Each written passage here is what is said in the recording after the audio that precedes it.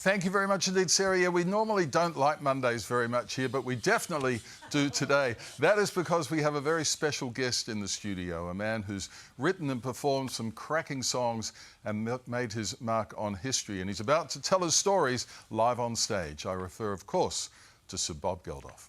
Tell me why I don't like Mondays. Tell me why I don't like Mondays. Tell me why. He's equal parts rock royalty and political activist. Don't go to the pub tonight, please. Stay in and give us the money. There are people dying now, so give me the money. The boomtown rat pricking the conscience of the world with a song that galvanized the industry and offered Band-Aid.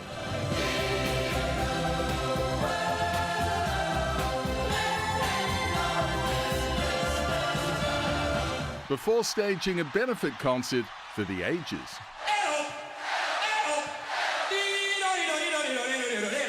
Live Aid harnessing the power of music to feed the hungry.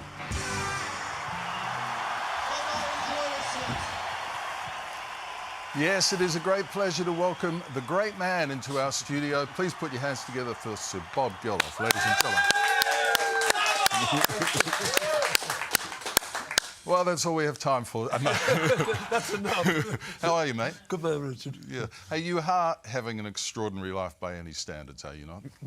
Yeah, but it doesn't feel like it. It's just, you know, like history, one thing after another, you know. Your life happens, it unspools around itself and weird stuff happens and you sort of go, OK, what's this one? And you get on with it, you know. You've got some cracking stories to tell on stage. This is something a bit different. I mean, you're no stranger to telling a story, but this is going to be And you've heard all of them over the years.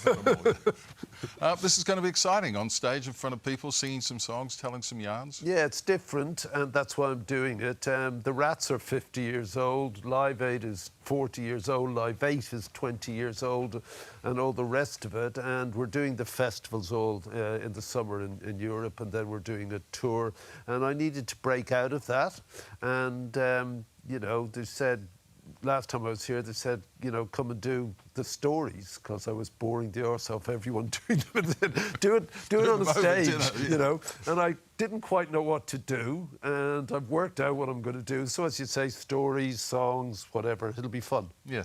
Live Aid and, you know, and Do They Know It's Christmas? You talk about one thing after another.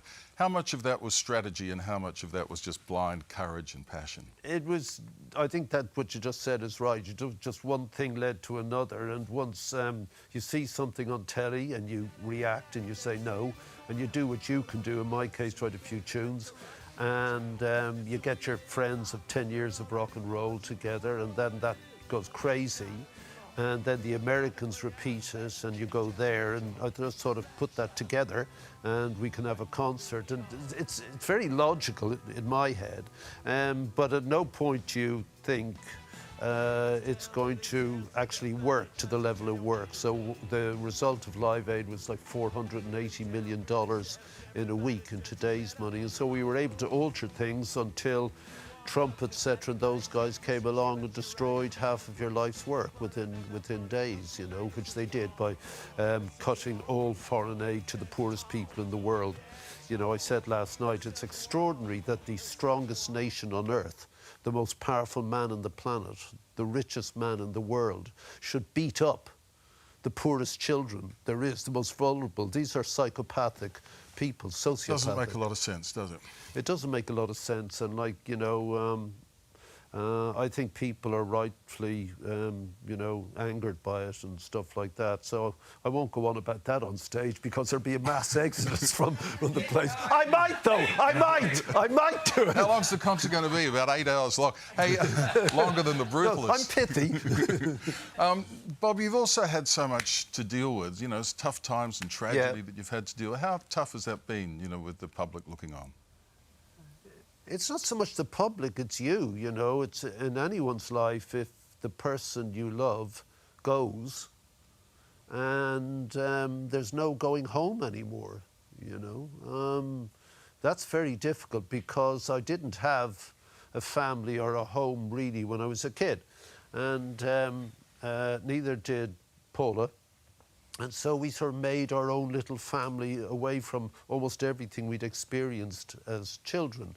and then that goes. And I almost didn't survive that, to be honest with you. Yeah. So, but I did, and I met unbelievably, like life without love is completely meaningless. That's the truth. And so it came back, and I met this great girl, and So you're happy, that's the main thing. yeah, because I'm really old and I'm exhausted. And at the end of it, you kind of get there and you sort of reconcile yourself to yourself. Well, Bob, you're no stranger to our shores, but Australia is No, man, always... thanks, Richard. Australia is always better when you're in it. Eh? Cheers, mate. Thank you. Thank you so much. Thanks. Tickets to see Sir Bob Geldof on stage, songs and stories from An Extraordinary Life are available right now at Ticketek. Thanks for coming in. Round of applause for Bob. Thanks, you guys. Stick around, we've got more of today. Thank you.